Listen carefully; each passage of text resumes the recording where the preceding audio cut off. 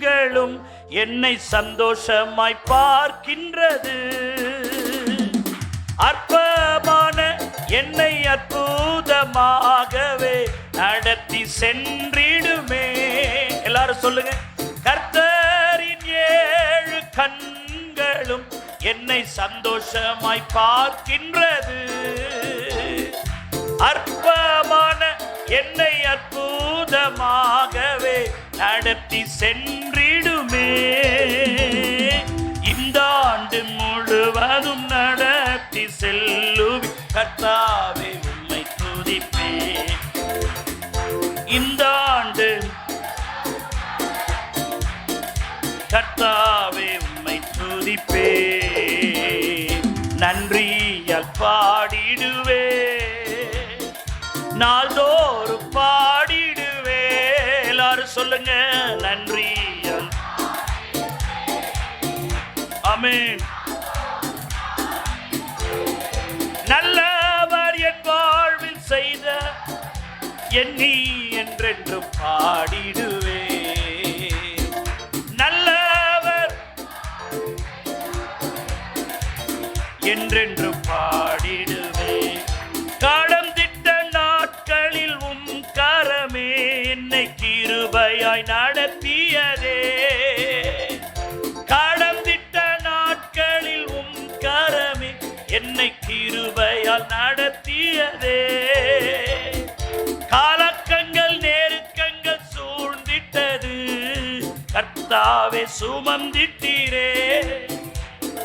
களிப்புடன் உம்மை ஸ்தோத்தரிப்பேன் என்றும் கர்த்தாவும் அன்பினையே. களிப்புடன் உம்மை ஸ்தோத்தரிப்பேன் என்றும் கர்த்தாவே உம் அன்பினே.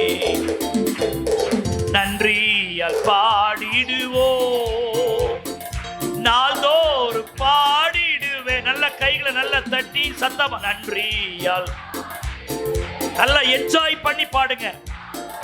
பாடிடுவே, சோகமா இல்ல. நல்லவர் என் வாழ்வில் செய்த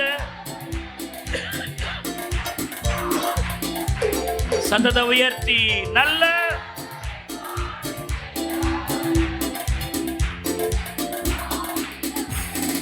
கர்த்தரின் 7 கண் என்னை சந்தோஷமாய் அற்பமான என்னை அற்புதமாகவே நடத்தி சென்றிடுமே. கர்த்தரின் 7 கண்களும் என்னை சந்தோஷமாய் பார்க்கின்றது. அற்பமான என்னை அற்புதமாகவே நடத்தி சென்றிடுமே. ஓ, இந்த ஆண்டு முழுவதும் நடத்தி செல்லும் கர்த்தாவே உம்மை துதிப்பேன். இந்த ஆண்டு முழுவதும் நடத்தி செல்லுவின் நன்றியால் பாடிடுவே, நாள்தோறும் பாடிடுவே. நன்றியால். ஆமென். நல்லவர் என் வாழ்வில் செய்தவைகளை எண்ணி என்றென்றும் பாடிடுவே. நல்லவர் என் வாழ்வில் செய்தவைகளை எண்ணி என்றென்றும். இயேசுவின் நாமத்தில் ஜெபிக்கிறோம் நல்ல பிதாவே. சகரியா 4ஆம் அதிகாரம் அதனுடைய 10வது வசனம். அற்பமான ஆரம்பத்தினால யார் அசட்டை பண்ணலாம்? பூமி எங்கும் சுற்றி பார்க்கிறவைகளாகிய கர்த்தருடைய 7 கண்களும் செருபாபேலின் கையில் இருக்கிற தூக்கு நூலை சந்தோஷமாய் பார்க்கிறது என்றார். கர்த்தருடைய கண்கள் உன்னை சந்தோஷமாய் பார்க்கிறது என்பது ஒரு பெரிய செய்தி. ஆண்டவருடைய கண் உன்னை சந்தோஷமாய் பார்க்குமானால் இந்த ஆண்டு உன்னுடைய ஆசீர்வாதத்தை ஒருவனும் தடை செய்ய முடியாது. அவர் உன்னை சந்தோஷமாய் பார்க்கும்படி நீ நடந்து கொள்ள வேண்டும், அவ்வளவுதானே ஒழிய அவருடைய கண்கள் உன்னை சந்தோஷமாய் பார்க்கிறது என்றால் உன்னுடைய வாழ்க்கையில ஜெயம் வருவது நிச்சயம். ஏன் ஆண்டவர் செருபாபேலை சந்தோஷமா பார்த்தாரு? செருபாபேலுக்கு இந்த வாக்குத்தத்தம் எதனால் கொடுக்கப்பட்டது என்பதை நாம் பகுதி பகுதியாக நாம் தியானித்துக் கொண்டே வருகிறோம். கடந்த சில வாரங்களாக நாம் எஸ்ரா 2ஆம் அதிகாரம் 1 70 வரை உள்ள வசனங்களை உங்களுக்கு மேற்கோள் காட்டி, இந்த அதிகாரம் பாபிலோனில் இருந்து எருசலேமுக்கு போனவருடைய பெயர் பட்டியல் அங்கே இருக்கிறது. அந்த பெயர் பட்டியலிலே எஸ்ரா 2:3 வசனத்திலே செருபாபேலின் பெயர் முதல் இடத்தில் ஆவியானவர் எழுதியிருக்கிறார். அவன் பாபிலோனில் இருந்து எருசலேமுக்கு போகிறவர்கள் யார் யார் என்று கேட்டபொழுது, நான் அந்த எருசலேமுக்கு போகிறேன், என் பெயரை எழுதி கொள்ளுங்கள் என்று சொல்லி அவன் தன் கையை வேகமாய் உயர்த்தினதுனால அவன் பெயரை ஆண்டவர் முதல்ல எழுதினாரு. அந்த பெயர் எழுதப்பட்டவங்க தான் எருசலேமுக்கு என்ன செய்ய முடியும்? போக முடியும். பெயர் கொடுக்காதவங்க, பெயர் எழுதாதவங்க, இல்லைங்க நானும் அந்த எருசலேமுக்கு போறேன்னா அலோ கிடையாது. எழுதப்பட்டவங்க தான் உள்ள போக முடியும். அதனால தான் அந்த பட்டியல் அங்கே வருகிறது என்பதை நான் உங்களுக்கு சுட்டிக்காட்டி, அதே போல இனி வரப்போகிறதான பரம எருசலேமுக்குள்ளே நீங்களும் நானும் போக வேண்டுமானால், வெளிப்படுத்தல் 21:27 சொல்லுகிறது, தீட்டுள்ளதும் அருவருப்பை பொய்யையும் நடப்பிக்கிறதுமான ஒன்றும் அதில் என்ன செய்யாது? பிரவேசிப்பது இல்லை. ஆட்டுக்குட்டியானவருடைய ஜீவ புஸ்தகத்தில் எழுதப்பட்டவர்கள் மாத்திரம் அதில் பிரவேசிப்பார்கள். அல்லேலூயா. பேர் எழுதப்பட வேண்டும். அன்றைக்கு செருபாபேலின் பேர் எழுதப்பட்டிருந்தது. அந்த பெயர் பட்டியலில் செருபாபேல் பேர் இடம்பெற்றிருந்தது. ஆகவே கர்த்தருடைய கண்கள் அவனை சந்தோஷமாய் பார்க்கிறது. சகோதரா, சகோதரி, உன் பெயர் ஆண்டவருடைய பெயர் பட்டியலில் பரலோகத்துக்கெல்லாம் யார் யார் வருவாங்க என்கிற அந்த ஜீவ புஸ்தகத்தில் உங்கள் பெயர் இடம்பெற்றிருக்கிறதா? உங்கள் பெயரை ஆண்டவர் எழுதியிருக்கிறாரா? உங்கள் பெயர் எழுதப்பட்டிருக்கிறது என்ற நிச்சயம் உங்களுக்கு இருக்கிறதா என்பதை குறித்த ஒரு தெளிவு நமக்கு இருக்க வேண்டும் என்று நான் உங்களோடு ஆவியானவர் பேசி வருகிறார். அருமையானவர்களே, நான் போன வாரம் மத்தேயு சுவிசேஷத்தில் இயேசுவின் வம்ச வரலாறில் இருந்து ஒரு சம்பவத்தை நான் உங்களுக்கு சுட்டி காட்டினேன். சோத்திரிக்கிறோம். அருமையான தேவனுடைய பிள்ளைகளே, சல்மோன் போவாசை பெற்றான் என்று எழுதியிருக்கலாமே, ஆனால் சல்மோன் போவாசை ராகாப்பிடத்தில் பெற்றான் என்று அந்த ராகாப்பின் பெயரை ஆண்டவர் எழுதினார் என்பதை நான் போன வாரம் உங்களுக்கு சொன்னேன். அதே மத்தேயு சுவிசேஷத்தில் 1ஆம் அதிகாரத்தில் வாசித்தால் இயேசுவினுடைய மனித அவதாரமான வம்சாவழி சரித்திரம் அங்கே கொடுக்கப்பட்டிருக்கிறது. அதில் 2வது வசனத்தை சோத்திரிக்கிறோம் நான் வாசிக்கிறேன், கொஞ்சம் கவனிங்கள். மத்தேயு சுவிசேஷம் 1வது அதிகாரம், சோத்திரிக்கிறோம், பிரைஸ் தி லார்ட், ஹல்லேலூயா. அதனுடைய 2வது வசனத்தை பாருங்க. ஆபிரகாம் ஈசாக்கை பெற்றான். நன்றாக கவனிங்கள் இந்த வார்த்தையை. ஈசாக்கு யாக்கோப்பை என்ன செய்தான்? பெற்றான். யாக்கோப்பு யூதாவையும் அவன் சகோதரரையும் என்ன செய்தான்? பெற்றான் என்று. இது இயேசு கிறிஸ்துவினுடைய வம்ச வரலாறுங்க. இது சாதாரண வம்சம் கிடையாது. ஆண்டவர் மனுஷ அவதாரம் எடுத்து அந்த சரித்திரம், அந்த அவதாரத்தில் பிறந்தவர்கள், அந்த வம்சாவழியில் வர்றவங்களை ஆவியானவர் அழகா எழுதிட்டு வர்றாரு. அதுல ஆபிரகாமில் இருந்து தொடங்குது. சோத்திரிக்கிறோம். ஆபிரகாம் ஈசாக்கை என்ன செய்தான்? பெற்றான். சோத்திரிக்கிறோம். ஈசாக்கு யாக்கோப்பை என்ன செய்தான்? பெற்றான். யாக்கோப்பு யூதாவையும் அவன் சகோதரனையும் பெற்றான். ஆபிரகாமுக்கு ஈசாக்கு மட்டும்தான் பிள்ளையா? இஸ்மவேலை அவன் பெக்கலையா? அதே ஆபிரகாம் கேத்துராளுக்கு பிறந்த பிள்ளைகள் எல்லாம் இருக்க, அவங்களெல்லாம் சோத்திர ஆபிரகாமின் வித்துல வரலையா? ஆனா அவங்க ஒரு பெயர் கூட இங்க மென்ஷன் பண்ணப்படலை. கவனிக்கணும். எந்த பேரெல்லாம் தள்ளிடணுமோ அந்த பேரெல்லாம் தள்ளுறாரு ஆண்டவர். யார் பேர் எழுதப்படணுமோ அவங்க பேரை மட்டும்தான் எழுதுறாரு. சோத்திரிக்கிறோம். ஆபிரகாமுக்கு சோத்திரிக்கிறோம் பிறந்த பிள்ளையில இஸ்மவேல் ஈசாக்குக்கு முன்னாடியே பிறந்தவன். அதுக்கு பிறகுதான் ஈசாக்கே பிறகுறான். ஆனால் இஸ்மவேல் பெயர் அங்கே குறிப்பிடப்படலை. கேத்துராலின் பிள்ளைகளுடைய பெயரும் இல்லை, அங்கே எழுதப்படவும் இல்லை. ஈசாக்கின் பெயர் எழுதப்படுகிறத கவனிக்கணும். நீங்க யார் பேரை எழுதணும், யார் பேரை எழுதக்கூடாது என்கிறதில் ஆண்டவர் ரொம்ப தெளிவாக எழுதுறார். அடுத்தது பாருங்க, ஈசாக்கு யாக்கோப்பை பெற்றான்னு வருது. அருமையான தேவனுடைய பிள்ளைகளை, ஈசாக்கு ஏசா என்றும் பிறந்த பிள்ளையில யாக்கோப் என்று 2 பிள்ளைங்க இருக்கிறாங்க. ஆனா ஏசாவின் பெயர் இங்க வரல. இரண்டாவது வந்த யாக்கோப்பின் பெயரை கர்த்தர் என்ன செய்யறாரு? எழுதுறாரு. சேஷ்ட புத்திர பாகத்தை அலட்சியம் பண்ணவன், வேசிக்கல்லனா இருந்தவன், ஒருவேளை போஜனத்துக்காக ஆசைப்பட்டு விசேஷமானவைகளை எனக்கு வேண்டாம் என்று அலட்சியம் பண்ணின அவனுடைய பெயரை கர்த்தர் எழுத விரும்பவில்லை. அவன் பெயரை நிராகரித்து யாக்கோப்பின் பெயரை கர்த்தர் எழுதுகிறார். இங்கே பெற்றோர்கள் கவனிக்கணும். ஆபிரகாமுக்கு பிறந்த பிள்ளைகள் நிறைய பேர் இருக்காங்க, ஆனால் ஈசாக்கின் பெயர் மட்டும்தான் வருது. ஈசாக்குக்கு பிறந்த பிள்ளைகள் சோத்திரிக்கிறோம், 2 பிள்ளைங்க இருக்கிறாங்க, ஆனா ஒரு பிள்ளையினுடைய பேர் தான் இங்க வருது, மற்ற பிள்ளைங்க பேர் வரலங்க. ஆனா யாக்கோப்பை நினைக்கும் பொழுது என் உள்ள நன்றினால் துதிக்கிறதுங்க. அவன் பெத்த 12 ஆம்பளை பிள்ளை பேரையும் கர்த்தர் எழுதுறாருங்க. கைதட்டி கர்த்தரை சோத்திரம் பண்ணுங்க. ஹல்லேலூயா. யாக்கோபு பாருங்க எவ்வளவு அழகா ஆவியானவர் எழுதுற பாருங்க. யாக்கோப்பு யூதாவையும் அவன் சகோதரரையும் பெற்றான். ரூபன், சிமியோன், யூதா, செபிலோன், இசக்கா, தான், ஆசேர், நப்தலி அப்படின்னு வரிசையா அடுக்கிறார்.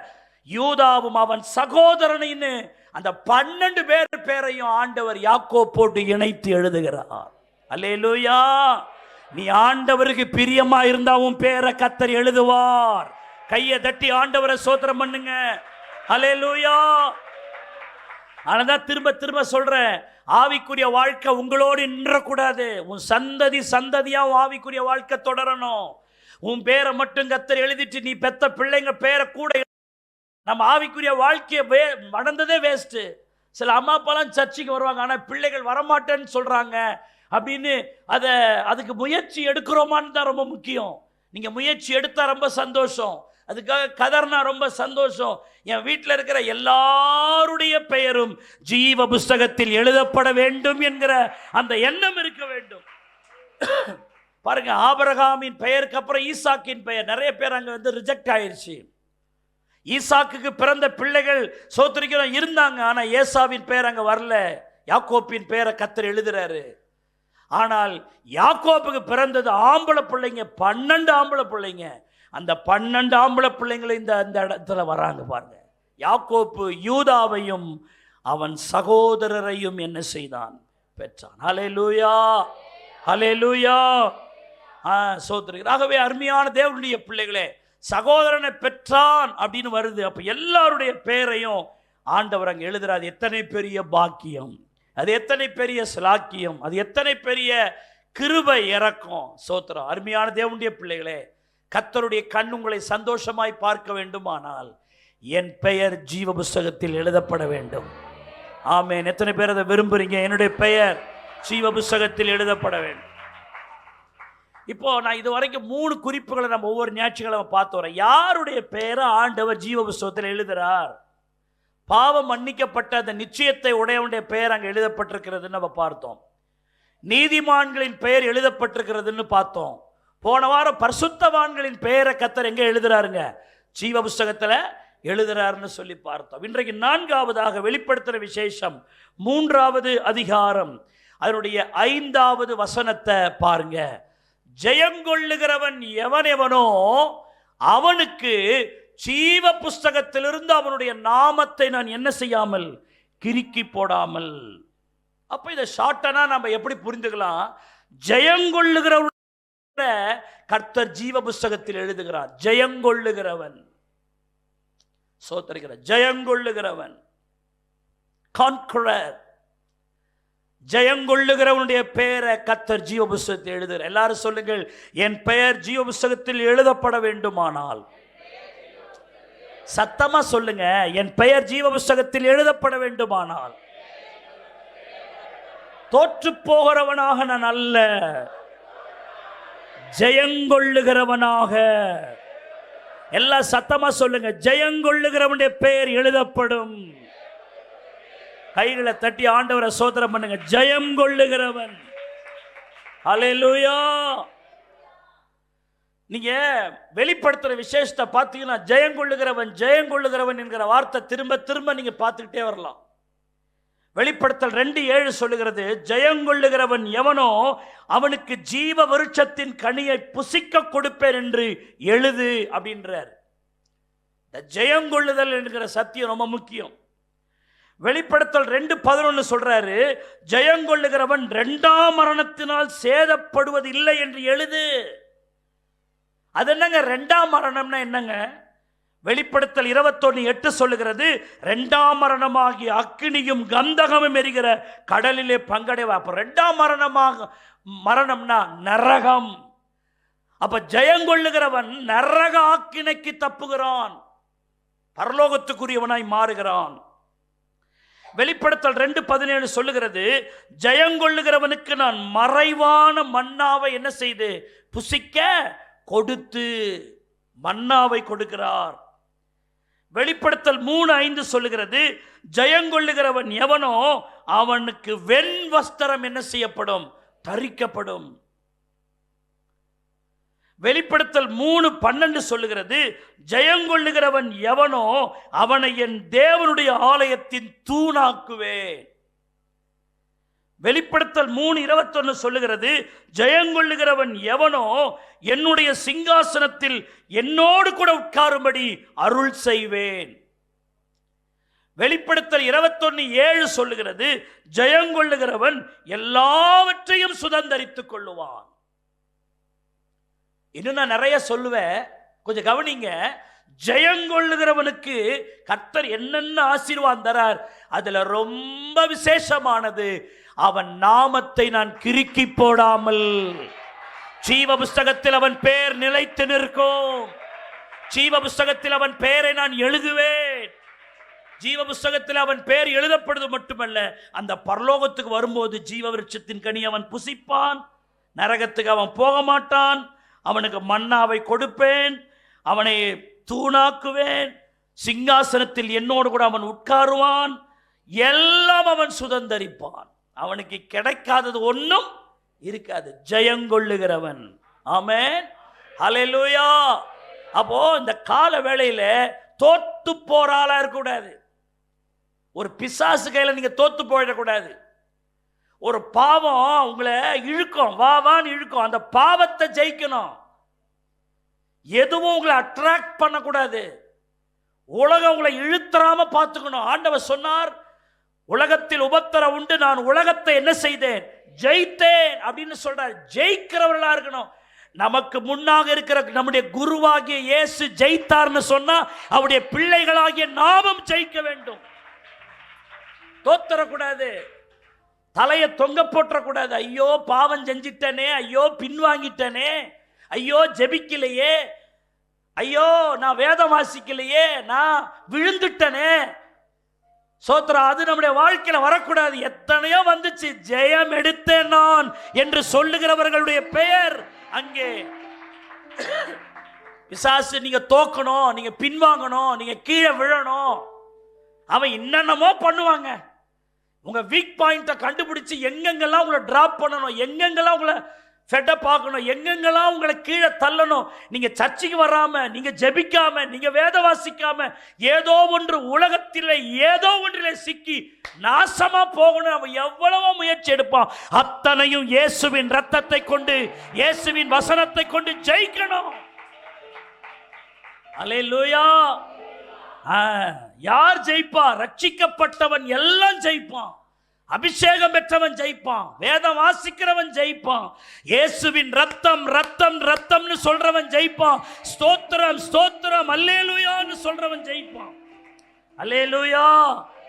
ஆபிரகாம் பாருங்க, 318 பேர் தான் அவன் கையில. சும்மா அவங்க எல்லாம் யுத்த வீரர்கள் கிடையாது, அவங்க வீட்டில் வேலை செய்யற ஆட்கள். 318 பேர். இவங்களை இட்டு போயிட்டு 4 ராஜாக்களையும் அந்த 4 சேனையும் ஆபிரகாம் ஜெயிச்சான். ஸ்தோத்திரம். யோசுவா தனக்கு வந்த யுத்தங்களில் ஜெயம் எடுத்தான். கிதியோன் தான் ஒருவனாயிருந்து மீதியானியை ஜெயித்தான்.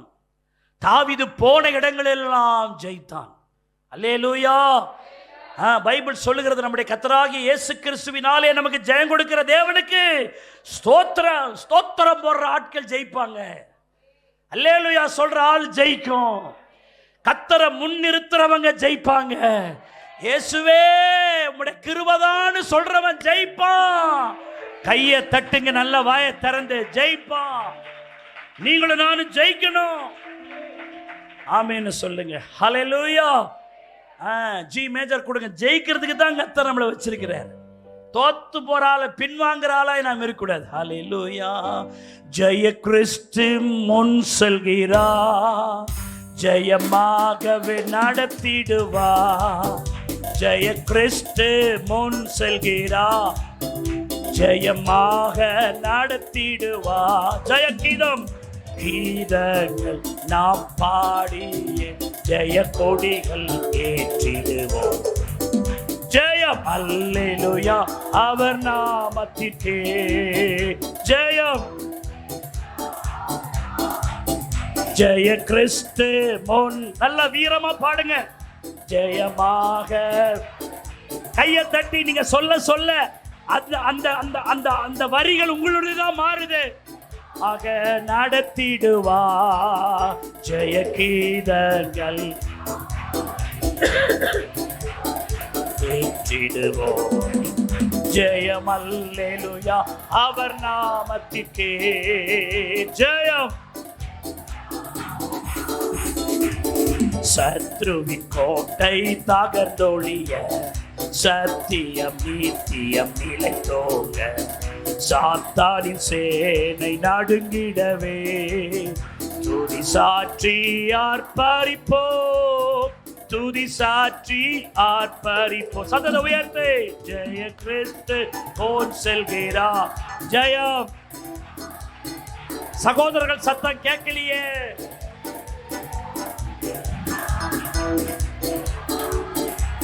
பால்கனியில் இருக்கிறவங்க ஜெய கீதங்கள் ஜெய கொடிகள் ஏற்றிடுவோம். ஜெயம் அல்லேலூயா அவர் நாமத்திற்கு.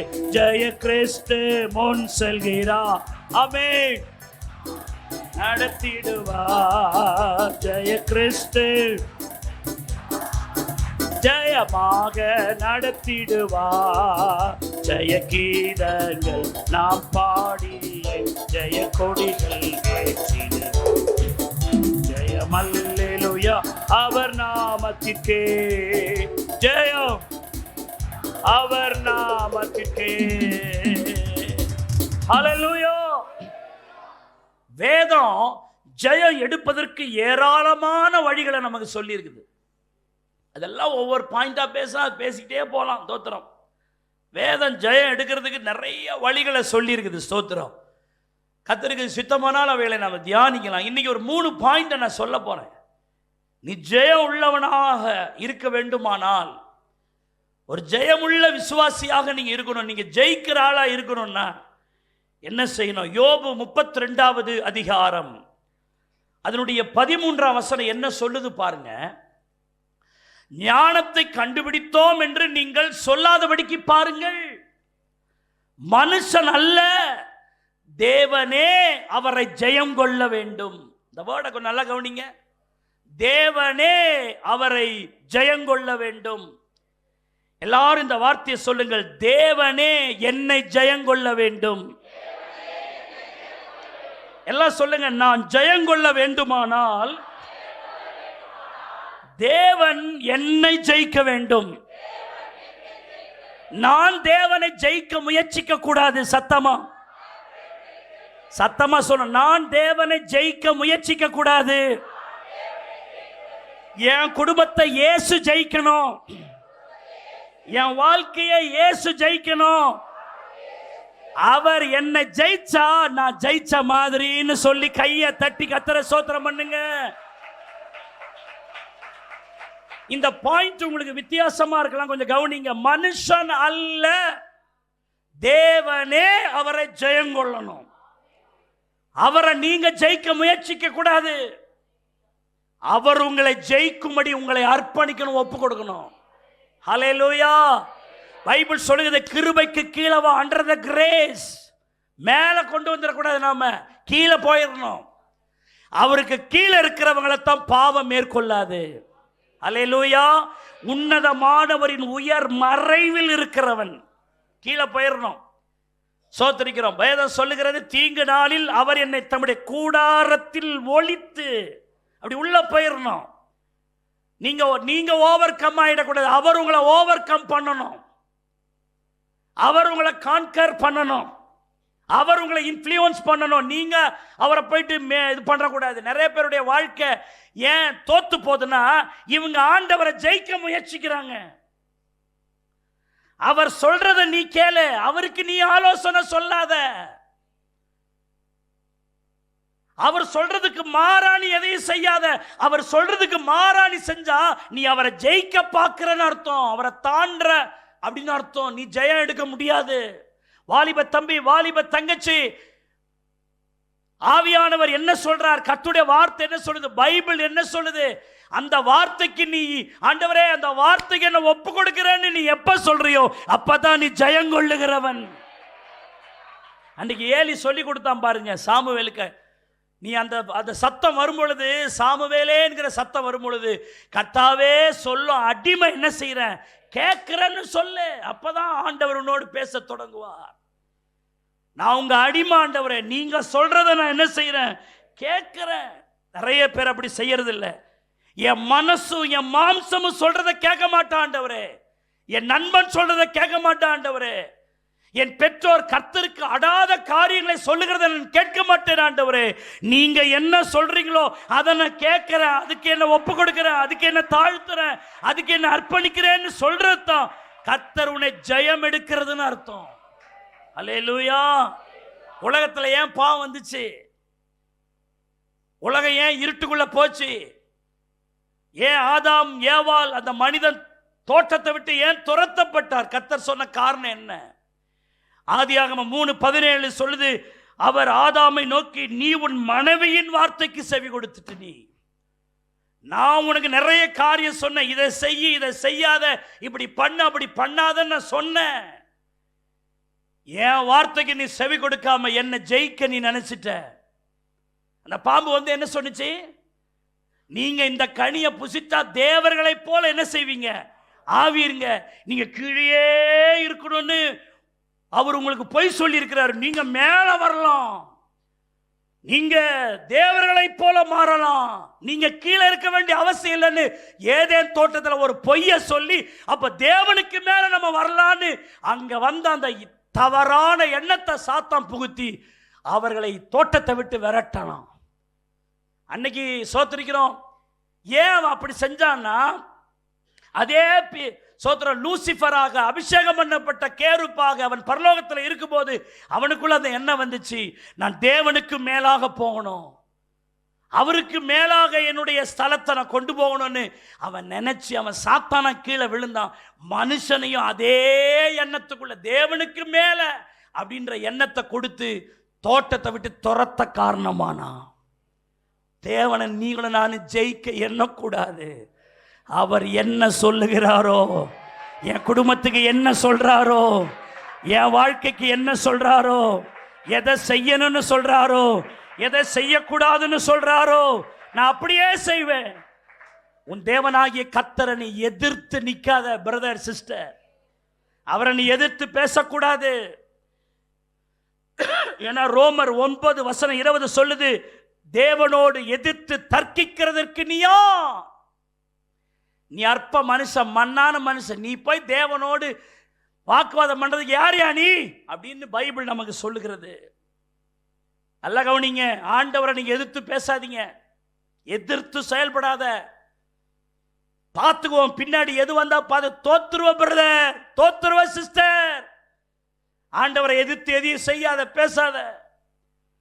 ஆண்டவருடைய தன்மை என்ன தெரியுமா? ஆதியாகமம் 6:3 கர்த்தர் சொல்றார், கர்த்தர் சொல்றாரு, என் நாவி என்றைக்கு மனுஷனோடு என்ன செய்யாது, போராடாது, நின்றுவார். உன் வாழ்க்கையில சைலண்ட் ஆயிடுவார். Jesus silent is very dangerous. ஆண்டவருடைய நிசப்தம் உனக்கு ஒரு பெரிய அபாயத்தை உண்டு பண்ணும். சில நேரங்களில் பாருங்க, நம்முடைய பிள்ளைகள் ஏத்து பேசிட்டு இருக்கும் போது ஒரு கட்டத்தில் நம்ம சைலண்ட் ஆயிடுவோம். அம்மா சைலண்ட் ஆயிட்டாங்கன்னா, அப்பா சைலண்ட் ஆயிட்டாங்கன்னா, அந்த பிள்ளையின் மேல் அவர் மனத்தாங்களா இருக்கிறார்னு அர்த்தம். சில இடங்கள்லாம் சிலரோடு கர்த்தர் பேசுவதையே நிறுத்தினார். சவுலோடு பேச விரும்பவே இல்லை. என்னென்னமோ கெஞ்சி பார்த்தான், கதறி பார்த்தான், ஆண்டவர் அவனோடு பேசுவதை நிறுத்தினார் என்று நாம் வேதத்தில் வாசிக்கிறோம். ஏனென்றால் சில நேரம் நம்ம கர்த்தரை எதிர்த்து நிற்க பார்க்கிறோம். பிலேயாம்கிட்ட சொன்னாரு, நீ அந்த பாலா கூப்பிடுறான்ட்ட போவாதப்பான்னு சொல்லிட்டாரு. அதோட மூடிடணும் வாய. ரெண்டாவது முறை அவன் இன்னும் பணத்தை கொண்டு கேட்கும் பொழுது, ஏம்பா நான் நேற்று தான் ஆண்டவர் வரக்கூடாதுன்னு சொல்லிட்டார, உன் கூட போகக்கூடாதுன்னு சொல்லிட்டார, போப்பான்னு சொல்லியிருக்கணும். அவன் மறுபடியும் ஆண்டவர்கிட்ட போய், ஆண்டவரே அவன் மறுபடியும் என்ன கூப்பிட்றான் ஆண்டவரே, என்ன ஆண்டவரே செய்யறதுன்னு கேட்டோடனே கர்த்தர் பிலேயாமுடைய வாழ்க்கையில் சைலண்ட் ஆயிட்டாரு. அதோட அவ்வளோதான், பிலேயாம் விழுந்து போனான். எதிர்த்து பேசக்கூடாது, எதிர்த்து நீ வாதம் பண்ணக்கூடாது, நீ அவரை ஜெயிக்க முயற்சிக்க கூடாது. ஒவ்வொரு நாள் கிறிஸ்து உன்னை ஜெயிக்க வேண்டும். ஆண்டவர் உன்னை ஜெயிக்க வேண்டும். அவருடைய சித்த முனில நடக்க வேண்டும். கெத்செமனே தோட்டத்தில் இயேசு பிதாவை நோக்கி என்ன ஜெபம் பண்ணாருங்க? இந்த பாத்திரம் என்னை விட்டு நீங்க கூடுமானால் நீங்கட்டும், எனக்கு முடியாத ஆண்டவர், இந்த சிலுவையில நான் சுமக்க மாட்டேன்னு பிதாவை ஜெயிக்க இயேசு முயற்சி எடுக்கல. மாறாக, ஆண்டவரே நான் இந்த பாத்திரத்தை சுமப்பது உமக்கு சித்தமானால் உம்மோடு நான் போராட விரும்பவில்லை, என்னை அர்ப்பணிக்கிறேன்னு அர்ப்பணிச்சார்ல. அல்லேலூயா. சில நேரம் சில வழியில கத்த நடத்துறது நமக்கே இஷ்டம் இல்லாம இருக்கும் தான். ஆனா அந்த வழியில போக அவர் இஷ்டப்படுறாருன்னா போயிட வேண்டியதுதான். நான் அதை மறித்து நான் பேசக்கூடாது. ஆமென்னு சொல்லுங்க. தேவனை எதிர்த்து எதிர் திசையில போகாத. வாலிப தம்பி, வாலிப தங்கச்சி, ஆண்டவருக்கு பிரியமில்லாத எதிர் திசையில போகாத. நமக்கு எச்சரிப்பாக யோனா தீர்க்கதரிசி இருக்கிறார். ஆண்டவர் அவரை நினைவேவுக்கு போ சொன்ன போது, நினைவேவின் எதிர் திசையா இருக்கிற தர்ஷீஷுக்கு போகும்படி அவன் எதிராய் ஓடினான்னு பைபிள்ல போட்டிருக்கு. ஓடி என்ன சாதிச்சான்? என்ன கிழிச்சான்? அவன் என்ன பண்ணா? சோதரிக்கிறோம். அருமையான தேவனுடைய பிள்ளை, மீன் வயிற்றுக்குள்ளே போனான். கடலிலே தூக்கி போடப்பட்டார்கள். பெருங்காற்று வந்தது. கப்பல் உடையத்தக்கதான அலைகள் எழும்பிற்று. கர்த்தரோடு எதிர்த்து போராடி நாம் ஜெயிக்க கூடாது. ஹல்லேலூயா. அவர் நம்மை ஜெயிக்க வேண்டும். கைதட்டி கர்த்தரை ஸ்தோத்திரம் பண்ணுங்க. ஹல்லேலூயா. தேவனுடைய நாளை நீங்கள் எடுத்தால் நீங்க ஜெயிக்க பார்க்கிற ஞாயிற்றுக்கிழமை கர்த்தருடைய நாள். அந்த நாள்ல வேலைக்கு ஒருத்தன் கூப்பிடுறான்னு சொல்லி கர்த்தருடைய நாளை நீ அலட்சியம் பண்ணி போட்டான், நீ கர்த்தரை ஜெயிக்க பார்க்கிறவன். ஜெயிக்க மாட்டே நீ. அடுத்த வாரம் போய்க்குவோம். பாருங்க, நீங்க ஆண்டவரை ஆப்போசிட் பண்றீங்கன்னு அர்த்தம். உங்களுக்கு தெரியுது, ஞாயிற்றுக்கிழமை கர்த்தருடைய நாளில் ஆண்டவரை ஆராதிக்கிறனா ஆண்டவர் என் மேல வருத்தப்படுவார்னு தெரியும். தெரிஞ்சு நீ செய்யறனா நீ என்ன நபர்? நீ கொஞ்சம் யோசிச்சு பாருங்க. எவ்வளவு மிஸ்டேக் பண்றோம் கொஞ்சம் யோசிச்சு பாருங்க. காரணங்களை சொல்லி இயேசுவை ஜெயிக்க பார்க்காதே. நிறைய பேர் பாருங்க, விசுவாசி நிறைய எக்ஸிஸ் கொண்டே இருப்பாங்க. ஏன் பிரேயருக்கு வரல, அதுக்கு ஒரு காரணம். ஏன் ஆராதனைக்கு வரல, அதுக்கு ஒரு காரணம். ஏன் உபவாசத்துக்கு வரல, அதுக்கு ஒரு காரணம். ஏன்பா அந்த பிரேயர் மீட்டிங்க்கு வாலிப கூட்டத்துக்கு ஏன் வரல? காரணங்களை சொல்லி சொல்லி சொல்லி ஆண்டவரை ஜெயிக்க பார்க்கறது இல்ல. ஆண்டவரே அது அப்படி இல்லை. ஆண்டவரே ஏதேன் தோட்டத்தில் காரணங்களை சொன்னான் ஆதாம். நீர் கொடுத்த ஸ்திரியானவள் எப்படி பாருங்க, எவ்வளவு பார் துணிகரம் கொண்டுட்டான் பாருங்க. நீர் கொடுத்த ஸ்திரி தான் அப்படின்னு ஆதாம் ஆண்டவரையே சோத்திருக்கிறோம் அப்படி கேள்வி கேட்டான் பாருங்க. ஒருவேளை ஆதாம் அன்னைக்கு, ஆண்டவரே நீங்க சொன்னீங்கதா, ஆனா தெரியாம என் மனைவி இப்படி சொன்னான்னு புத்தி கெட்டதனமான அந்த கடியை புசிச்சுட்டா ஆண்டவரே அப்படின்னு ஒருவேளை அழுதுருப்பான்டா. ஒருவேளை சரித்திரம் மாறி இருக்குமோ என்னமோ தெரியல. ஆனா அவன் எதிர்த்த ஆண்டவரை. ஹல்லேலூயா. தேவனுடைய பிள்ளையை, இந்த செய்தியை கேட்கிற தேவனுடைய பிள்ளையை, ஆண்டவரை எதிர்த்து நிற்காத, அவரை ஜெயிக்க முயற்சி எடுக்காத, காரணங்களை சொல்லாத. அன்னைக்கு லோத்தை பார்த்து ஆண்டவர் சொல்றாரு, இந்த சமபூமியில் எங்கும் நிற்காத, உன் ஜீவன் தப்ப என்ன செய்ய ஓடு, பின்னிட்டு என்ன செய்யாத. அப்படியே போயிருக்கலாம்ல. ஆனா அவன் என்ன சொன்னான் தெரியுமா? அப்போ ஆதியாகமம் 19:18 அதற்கு லோத்து, அப்படியெல்லாம் ஆண்டவரே, இந்த வார்த்தை எவ்வளவு கொடுமையான வார்த்தை தெரியுமா? நீ ஆண்டவருக்கு அப்படியெல்லாம் அப்படியெல்லாம் ஆண்டவரே நீங்க அப்படியெல்லாம் பேசக்கூடாது, நீங்க அப்படிலாம் சொல்லக்கூடாது. மனுஷங்கிட்ட நான் சொல்லலாங்க, ஏங்க அப்படி பேசாதீங்க, அது தப்புங்க அப்படின்னு ஒரு மனுஷங்கிட்ட பேசலாம். ஆனா என்னை உண்டாக்குனவட்ட போய் நான் அப்படி இல்லை நான் சொல்றது, அது யாரை நீ ஜெயிக்க பார்க்கிற? அப்படின்னு என்ன அர்த்தம்? நீ இன்னமும் ஆண்டவரோட நீ ரொம்ப பெரிய அறிவாளி மாதிரி. இந்த சமபூமியில் எங்கேயும் நிற்காத. பின்னிட்டு பார்க்காத. உன் ஜீவன் தப்ப ஓடும்னா ஆண்டவரே எனக்கு பலன் தாரும்னு நீ ஓட வேண்டியதானே. அப்படி இல்லை ஆண்டவரே காரணங்களை சொல்லாத. பிரதர் சிஸ்டர், உன் வாழ்க்கையில நீ இன்னைக்கு எங்கேயோ போயிருக்க வேண்டிய ஆளு. நீ காரணத்தை சொல்லி சொல்லி தான் இன்னும் நீ பின்னுக்கு நிக்கிற. இன்னும் ஜெயம் இல்லாம உன் வாழ்க்கை இருக்கிறது காரணம் உன் வாயிலிருந்து வர்ற அந்த காரணம், அந்த எக்ஸ்கியூஸை சொல்லி சொல்லி சொல்லி அவர்கள் எல்லாரும் போக்கு சொல்ல தொடங்கினார்கள். ஆண்டவர் கூப்பிட்ட அந்த கல்யாண விருந்துக்கு போகிறதுக்கு மாடை வாங்கிட்டேன் அதனால போகல, வயலை வாங்கிட்டேன் போகல, கல்யாணம் ஆயிடுச்சு அதனால போகலன்னு சொல்லி காரணங்களை சொல்லி போக்கு சொல்ல தொடங்கினாங்க. நம்ம பைபிள் வாசிக்கிறோமே. ஒருவேளை கடந்த காலத்தில் இப்படியே காரணங்களை சொல்லி சொல்லி லோத்து காரணத்தை சொன்ன அந்த லோத்து தன் மனைவி இழந்தான். அருவருப்பு சந்ததி உருவாவதற்கு காரணம்னா மோவாப் அம்மோன் என்கிற அருவருப்பு சந்ததி யாரிலிருந்து வந்தாங்க? லோத்துவினுடைய குமாரத்தி, லோத்துவின் சந்ததியிலிருந்து ஒரு அருவருப்பு சந்ததி வந்தது. அது சபைக்கு உட்படலாகாதுன்னு ஆண்டவர் சொன்னார். இதெல்லாம் ஏன் நடந்ததுன்னா அப்படியெல்லாம் ஆண்டவரேன்னு சொல்லி ஆண்டவரை ஜெயிக்க பார்த்தான். தேவனுடைய பிள்ளை, இன்றைக்கு இந்த காலவெளியில் ஆவியானவர் உன்னோடு பேசுகிறார். நீ ஆண்டவரை ஜெயிக்க முயற்சி எடுக்காத. அவருடைய கிருபைக்கு கீழே வா, அவருடைய சமூகத்துக்கு கீழே வா.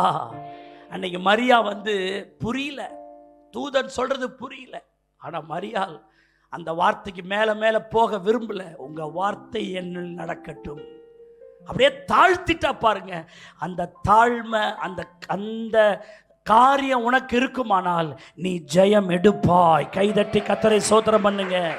நல்ல கைகளை தட்டி ஆண்டவரே நான் காரணங்களை சொல்லி எதிர்பேசுறது நம்முடைய வார்த்தைக்கு மாறா நடக்காதபடிக்கு உங்களுக்கு நான் கீழ்ப்படியே என்ன செய்கிறேன், ஒப்பு கொடுக்கிறேன். நன்மையான ஈவுகளை தேவாதி தேவன் தந்தா,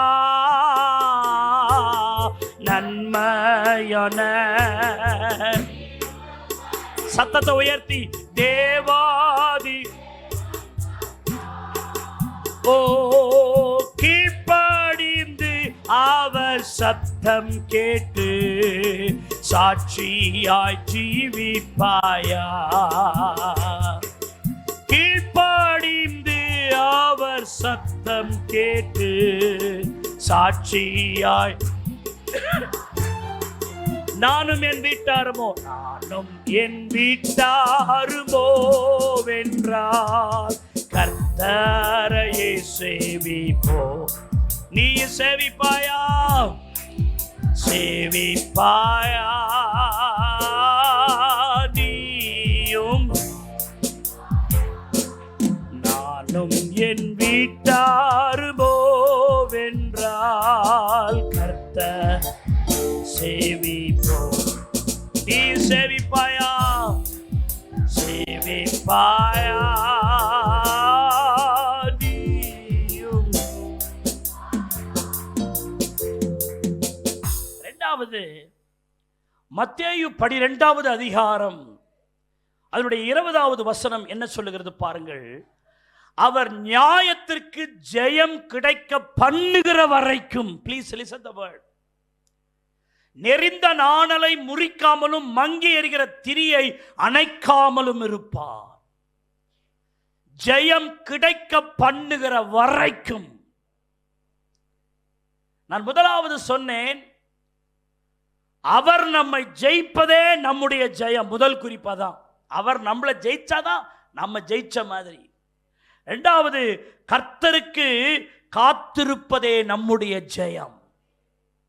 ஏனென்றால் பைபிள் சொல்லுகிறது அவர் ஜெயம் கிடைக்க பண்ணும் வரைக்கும்.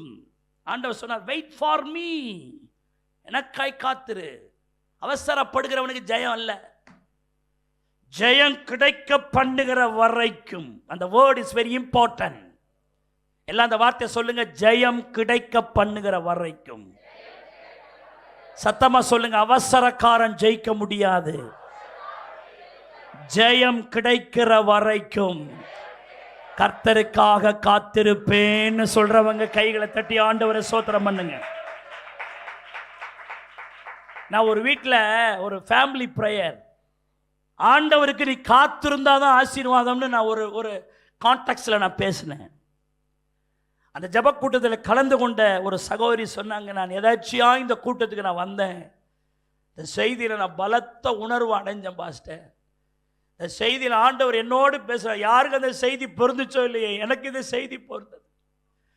நான் அவசரப்பட்டு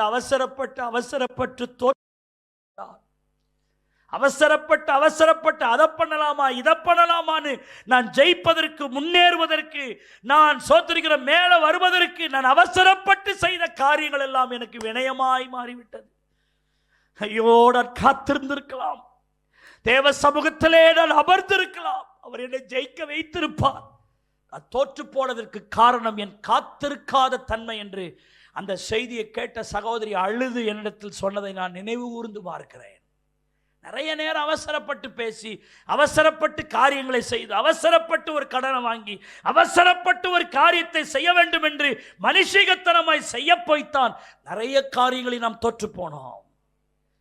கர்த்தர் சொல்லுகிறான், ஜெயம் கிடைக்க பண்ணுகிற வரைக்கும். ஹல்லேலூயா, ஹல்லேலூயா. பைபிள் சொல்லுகிறது, நெறிந்த நாணலை முறிக்காமல். அது அந்த நாணலை முறிந்து போற மாதிரி இருக்கு. மங்கி எறிகிற திரி, மங்கி எறிகிற திரியாக, நெறிந்த நாணலாக நான் இருக்கும்போது நான் எப்படி சார் ஜெயிக்க முடியும்? அது சரி பண்ணணும்ல. மங்கி எறிகிற திரியும் நெறிந்த நாணலுமா இருக்கிறதெல்லாம் நம்முடைய லைஃபை பற்றி ஆண்டவர் சொல்றது. அதை சரி பண்றதுக்கு நம்ம யோக்கியதை பண்ணல. ஜெயிக்கணும், மேல வந்துடணும், இந்தியாவே விலைக்கு வாங்கிடணும்னு நம்ம நினைக்கலாம். ஆனா லைஃப் எப்படி இருக்குது? பிரகாசிக்கிற விளக்காக அல்ல, நெறிந்து போன நாணலாக இருக்கிற நாம ஜெயிக்க நினைக்கிறது எப்படி? அவர் சொல்றாரு, நியாயத்திற்கு ஜெயங்கிடைக்க பண்ணுகிற வரைக்கும் கொஞ்சம் காத்திரு, உன்னை நான் பிரகாசிப்பிக்க பண்றதுக்கு. அல்லேலூயா. நெறிந்த நாணலை முறியாமல் நிலையாய் நிறுத்துகிறது. நான் ஜெயிக்கணும், என்ன நடக்கணுங்க? பிரகாசித்து எரிய வேண்டிய திரி மங்கி எரியுது, அதை அதிகப்படுத்தணும். நெறிந்த நாணல் சீர்படுத்தப்படணும், அப்பதான் ஜெயிக்க முடியும். அப்போ பிரகாசித்து எரிய வேண்டிய திரி மங்கி எரியுது, அந்த திரியை நான் அதிகப்படுத்துவதற்கு, நெறிந்த நாணலை சீர்படுத்துறதுக்கு தான் wait upon the presence of God. தேவ சமூகத்தில் காத்திருக்கணுங்க. இப்போ 40 நாள் ஜபம்னு சர்ச்சில் அறிவிக்கிறோம். எதுக்கு? நெறிந்து போனதெல்லாம் சரிப்படுத்துறதுக்கு தான். மங்கி எரிகிற விளக்கெல்லாம் என்ன செய்வதுக்கு தான்? பிரகாசிக்க ஆயிடுச்சுன்னா ஜெயம் வந்துடும். கைதட்டி கர்த்தரை ஸ்தோத்திரம் பண்ணுங்க. அல்லேலூயா, அல்லேலூயா. அப்ப நல்லா கொஞ்சம் கவனிக்கணும், நீங்க ஸ்தோத்திரிக்கணும். தேவனுடைய சமூகத்தில் காத்திருந்த ஏசாயா 40:31 சொல்லுது, கர்த்தருக்கு காத்திருக்கிறவளோ புது பலன் அடைந்து. நெறிந்த நாணெல்லாம் பலன் அடையும். அதுக்கப்புறம் சொல்லுது ஏசாயா 30:18 சொல்லுது, உங்களுக்கு இறங்கும்படி கர்த்தர் என்ன செய்வார்? காத்திருப்பார். அவருக்கு காத்திருக்கிற அனைவரும் பாக்கியவான்கள். ஏசாயா 40:1 பாருங்க, கர்த்தருக்காக பொறுமையோடு என்ன செய்தேன்? காத்திருந்தேன். அவர் என்னிடமாய் சாய்ந்து என் கூப்பிடுதல கேட்டார். யோசுவா 8:26 பாருங்க, ஆயின் குடிகள் எல்லாம் சங்கரித்து தீரு மட்டும் யோசுவா ஈட்டியை நீட்டி கொண்டு தன் கையை மடக்கவே இல்லை. கவனிக்கணும், அந்த வேர்டெல்லாம் கவனிக்கணும். ஜெயம் கிடைக்க பண்ணுகிற வரைக்கும் தன் கையை அவன் மடக்கவே இல்லை, நீட்டிக்கிட்டே இருக்கிறான். உன் கை கர்த்தருக்கு நேராய் உயர்த்தப்பட்டிருக்கணும். ஜெயம் கிடைக்கிற வரைக்கும் கையை நீ மடக்க கூடாது, உன் ஜபத்தை நீ நிறுத்தக்கூடாது, உன் ஸ்தோத்திரத்தை நீ நிறுத்தக்கூடாது, உன் அல்லேலூயாவை நிறுத்தக்கூடாது. நல்ல வாயை திறந்த அபிஷேகத்தில் நிறைந்த ஆண்டவரே, என் குடும்பத்திற்கு, என் பிள்ளைகளுடைய வாழ்க்கைக்கு ஜெயம் கிடைக்க பண்ணும் வரைக்கும் நான் ஜெபிப்பேன், துதிப்பேன், மகிமைப்படுத்துவேன், உம்மை விட போகிறதில்லை. அவன் கையை மடக்கவில்லை. அல்லேலூயா. அதைத்தான் இவ்வளவு தூரம் ஜெயிச்சிட்டோமே, இவ்வளவு தூரம் வந்துட்டோமே, அதையும் ஜெயிச்சிருவோன்னு யோசுவா கையை மடக்கி இருந்தா முடிஞ்சு போச்சு, தோல்விதான். ஏன்? அது ஜெயம் கிடைக்கிற வரைக்கும் தான் கையை நீட்டிக்கிட்டே இருக்கிறான் பாருங்க. யாத்திராகமம் 17:12 பாருங்க. இவ்விதமாய் அவன் கைகள் சூரியன் அஸ்தமிக்கு வரைக்கும் ஒரே நிலையாக உயர்த்தப்பட்ட மோசேயின் கையை பார்க்கிறோம். அப்படின்னா என்ன அர்த்தம்? சூரியன் அஸ்தமிக்கிற வரைக்கும் காலையில கையை நீட்டினது சாயங்காலம் வரைக்கும் அந்த கையை கீழே இறக்காம கர்த்தருக்கு நேரா தன் கையை உயர்த்தி நிற்கிற மோசையை பாருங்க. பாதி ஜெயிச்சுட்டாங்களே, முக்காவாசி ஜெயிச்சுட்டாங்களே, இதையும் நம்ம ஜெயிச்சிருவோன்னு மோசே கையை இறக்கி இருந்தானா முடிஞ்சு போச்சு. உன் கையை நீ உயர்த்தணும். தமிழ்நாட்டில் வைலட் ஆரோன் அப்படின்னு கர்த்தரால் பயன்படுத்தப்பட்ட ஒரு சகோதரி. அந்த சகோதரி ஒரு நாள் ஆண்டுடைய சமூகத்தில், ஆண்டவரே உம்முடைய கைகளினால நீங்க அற்புத அடையாளங்கள்லாம் பண்ணீங்களே, அந்த மாதிரி என் கைகள் உம்முடைய அற்புதங்களையும் அடையாளங்களையும் செய்கிற கையை மாத்துங்கன்னு சொல்லி ஜெபம் பண்ணாங்களாம். ஆண்டவர் சொன்னாராம், நான் உலகத்தில் எல்லாருடைய பாவங்களை மன்னிக்கிறது 6 மணி நேரம் என் கையை ஒரே நிலையா வச்சிருந்தேனே, அப்படி என் சமூகத்தில் உன் கையை ஒரு 6 மணி நேரம் உயர்த்தி உன்னால ஜெபிக்க முடியுமா? நான் அந்த வல்லமையை உனக்கு கொடுக்குறேன் அப்படின்னு ஆண்டவர் அந்த சகோதரிக்கு உணர்த்தினாராம்.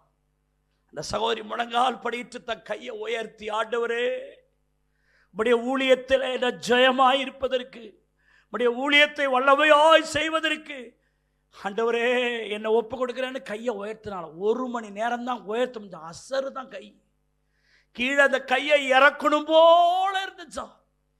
அந்த அப்பா கையை உயர்த்திட்டு, ஆண்டவரே இந்த கையை இதுக்கு மேலே என்னால ஒரே நிலையா வைக்க முடியல, வலிக்குது ஆண்டவரே, நான் என்ன செய்வதுன்னு அந்த அம்மா அந்த வலியோட கையை இறக்காம கேட்டுட்டு இருக்கும் போது அந்த அம்மா சொல்றாங்க, 2 தூதர்கள் அந்த கையை கீழே போட முடியாம தாங்கி கொண்டிருந்ததாக சொல்றாங்க. இந்த தாயார அவ்வளவு வல்லமையா சோத்திருக்கிறோம் தமிழ்நாட்டில் பயன்படுத்தினார். நீங்க ஒன்னு செய்ய தயார்னா கர்த்தர் உங்களுக்கு ஒன்னு செய்ய தயார். கைய கிரயம் இல்லாமல் எதுவும் நடக்க முடியாது. ஹல்லேலூயா. ஆனா நிறைய பேருக்கு இவங்க ஆண்டவருக்கு எதையும் செய்ய மாட்டாங்க, ஆண்டவர் மட்டும் உங்களுக்கு ஜெயம் கிடைக்கணும். எப்படி வரும்? ஜெயம் கிடைக்கும் வரைக்கும். ஆமென். அதனால்தான் லூக்கா 18:5 பாருங்க, இந்த விதவை என்னை எப்பொழுது தொந்தரவு செய்கிறபடியால் இவள் அடிக்கடி வந்து என்னை அலட்டாதபடிக்கு இவளுக்கு நியாயம் செய்ய வேண்டும் என்று தனக்குள்ளே சொல்லிக் கொண்டான். ஒரு அம்மாவுடைய விதவை, அந்த அம்மாவுக்கு எதிராளிக்கு ஒரு பிரச்சனை, நியாயம் கிடைக்கிறதுக்கு அநீதி உள்ள நியாயாதிபதி ஒருவன் அந்த ஊர்ல இருந்தான். மனுஷனை மதியாதவன், தேவனுக்கு பயப்படாத, ஐயா எனக்கு நியாயம் கிடைக்கணியா அப்படின்னு, போய் நாளைக்கு வா, உடனே நாளைக்கு வரும், போய் நாளைக்கு வா, இப்படியே சொல்லிக்கிட்டு இருக்கான். அவன் என்ன நினைக்கிறானா, இப்படியே கொஞ்ச நேரம் அலைய விட்டா அவன் நம்மகிட்ட வரவே மாட்டா, போயிடுவா அப்படின்னு நினைச்சிட்டு அவன் அலைய விட்டதான். ஆனா அவளோ கொஞ்சம் கூட அசரல், நியாயம் கிடைக்கிற வரைக்கும் நியாயாதிபதியை வந்து சந்தித்து கொண்டே இருக்கிறான். ஒரு நேரம் அந்த அநீதி உள்ள நியாயாதிபதி என்ன சொல்றான், இவளுக்கு நியாயம் செய்யணையா. ஐயோ அப்பா, இந்த பொம்பளவுடைய தொல்லை எனக்கு தாங்கவே இல்லை, யோ அவளுக்கு நியாயத்தை செய்தியா அப்படின்னு சொல்லி ஒரு இல்லஸ்ட்ரேஷன் ஆண்டவர் சொல்றீங்க, ஒரு ஓமையை சொல்றார். சொல்லிட்டு நமக்கு ஒரு மெசேஜ் சொல்றாரு. என்ன சொல்றாரு? லூக்கா 18:7, அந்தப்படியே தேவன் தம்மை நோக்கி இரவும் பகலும் கூப்பிட்டவர்களாகிய, நல்ல வேர்டை நல்ல கவனிங்க, கூப்பிடுகிறவர்களாகிய, பிரசன்ட் டென்ஸ்ல வருது பாருங்க, கூப்பிட்டவர்களாகிய அல்ல, என்னவாகிய, கூப்பிடுகிறவர்களாகிய தம்மால் தெரிந்து கொள்ளப்பட்டவுடைய விஷயத்தில் நீடிய பொறுமை உள்ளவராய் இருந்து அவர்களுக்கு நியாயம் செய்யாமல் இருப்பாரோ. அல்லேலூயா. அப்ப நம்ம இங்க என்ன வாசிக்கிறோம்? அவர் நியாயத்திற்கு ஜெயம் கிடைக்க பண்ணுகிற வரைக்கும் நான் அவரை விடமாட்டேன் என்று காத்திருக்கிற ஒரு கூட்டம் இருக்குல்ல, காத்திருக்கிற ஒரு கூட்டம், அந்த கூட்டத்துக்கு அவர் அற்புதம் செய்வார். அல்லேலூயா. காத்திருக்கும் அடியார் உள்ளத்தில் கர்த்தர் இயேசு வந்திடுவார். காத்திருக்கும் அடியார் உள்ளத்தில் கர்த்தர் இயேசு வந்திடுவார். கவலைகள் போக்கி கண்ணீர் துடைப்பா, கலங்கிடாதே மகனே. கவலைகள் போக்கி கண்ணீர் துடைப்பா, கலங்கிடாதே மகனே. மறுபடியோ காத்திருக்கும் அடியார் உள்ளத்தில் கர்த்தர் இயேசு வந்திடுவார். காத்திருக்கும் சத்தத்தை உயர்த்தி கர்த்தர் இயேசு வந்திடுவார். கவலைகள் போக்கி கண்ணீர் துடைப்பார், கலங்கிடாதே மகனே. கவலைகள் போக்கி கண்ணீர் துடைப்பார், கலங்கிடாதே. ஆமே. தயவு செய்து அசைவாடுங்க ஆவியானவரே.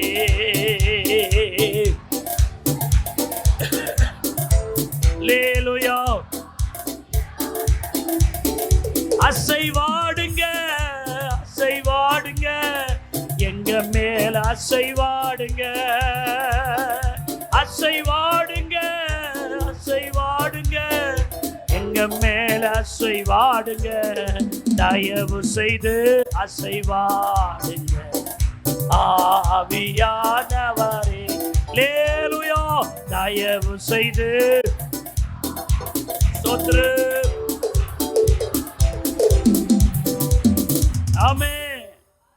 மூன்றாவது ஒரு குறிப்பு, தானியேல் 6ஆம் அதிகாரம் 28வது வசனம். தரிவியின் ராஜபார காலத்திலும் பெர்சியனாகிய கோரேசுடைய ராஜபார காலத்திலும் தானியேலின் காரியம் ஜெயமாயிருந்தது. யாருடைய காரியம் ஜெயமோ இல்லை, தானியேலுடைய காரியம் ஜெயமாய் இருந்தது. சோதரம், இயேசு நம்மை ஜெயிப்பதே நம்முடைய ஜெயம். கர்த்தருக்கு காத்திருப்பதே நம்முடைய ஜெயம். மூன்றாவது, ஜெபிப்பதே நம்முடைய ஜெயம். அல்லேலூயா, அல்லேலூயா. தானியேல் 10ஆம் அதிகாரம் 1ஆம் வசனம், 2ஆம் வசனம், 3ஆம் வசனம்.